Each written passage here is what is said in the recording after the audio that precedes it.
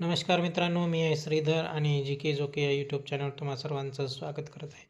मित्रांनो, मुख्यमंत्री माझी लाडकी बहीण योजनेची जी KYC आहे ही परत एकदा ओपन झालेली आहे. परंतु मित्रांनो, यामध्ये संभ्रम आहे की ही KYC नेमकी करायची कोणी आहे. तर तुम्ही मुख्यमंत्री लाडक्या बहिणीच्या वेबसाईटवर आल्याच्या नंतर या ठिकाणी एक लाईन ब्लिंक होताना तुम्हाला दिसून येत आहे.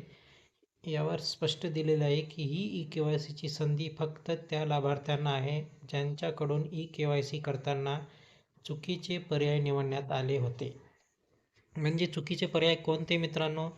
तर ज्यामध्ये 2 ऑप्शन येत होते, येस किंवा नो आपल्याला सिलेक्ट करायचं होतं. त्यामध्ये समजा तुम्ही होय घेतलेला असेल किंवा एक होय आणि एक नाही घेतलेला असेल, तर ती तुमची KYC चुकलेली आहे.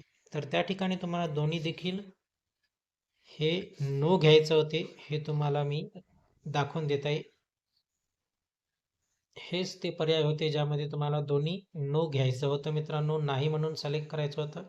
या ठिकाणीच तुमची KYC ही चुकली असणार आहे. परंतु मित्रांनो, आता एक नवीन देखील ऑप्शन त्या ठिकाणी येत आहे. आधार नंबर टाकल्याच्या नंतर तुम्ही पाहू शकता या ठिकाणी नवीन ऑप्शन तुम्हाला दिसून येईल. मी तुम्हाला दाखवून देतो. मित्रांनो, मी आधार नंबर या ठिकाणी टाकलेला आहे आणि सहमत आहे यावर देखील आता क्लिक करणे. हा तुम्ही मेसेज पाहू शकता मित्रांनो.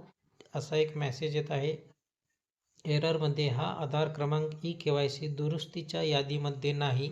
तर या पर्याय काय किंवा हे काय आहे नेमकं याबद्दल माहिती तुम्हाला आता देणार आहे. तर मित्रांनो, ज्यांची KYC व्यवस्थितरित्या झालेली असेल त्यांच्यासाठी देखील हा पर्याय, हा ऑप्शन त्या ठिकाणी येत आहे.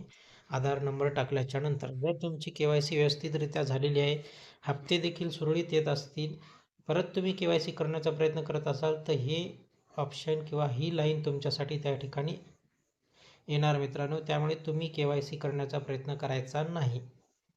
आणि दुसरं म्हणजे मित्रांनो, ज्यांना लाडक्या बहीण योजनेतून वगळण्यात आलेला आहे त्यांच्यासाठी देखील आधार क्रमांक टाकल्याच्या नंतर हे मेसेज त्या ठिकाणी डिस्प्ले होत आहे. जसे की ज्यांचे वय 65च्या वरती असेल अशा महिलांना वगळण्यात आलेलं आहे.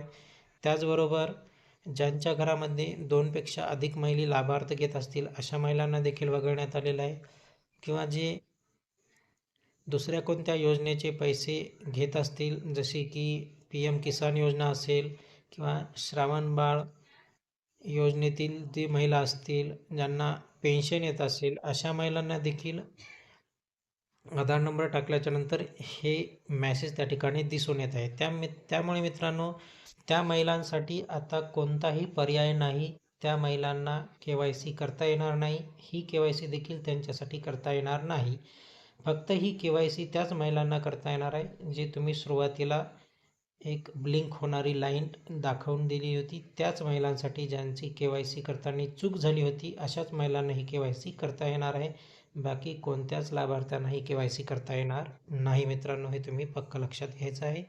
या ठिकाणी व्हिडिओ थांबत आहे. व्हिडिओ कसा वाटला नक्की कमेंट करून सांगा. जर काही प्रश्न असतील तर कमेंटमध्ये विचारा. त्या प्रश्नांचं उत्तर देण्याचा नक्की प्रयत्न करेल. जय हिंद, जय महाराष्ट्र.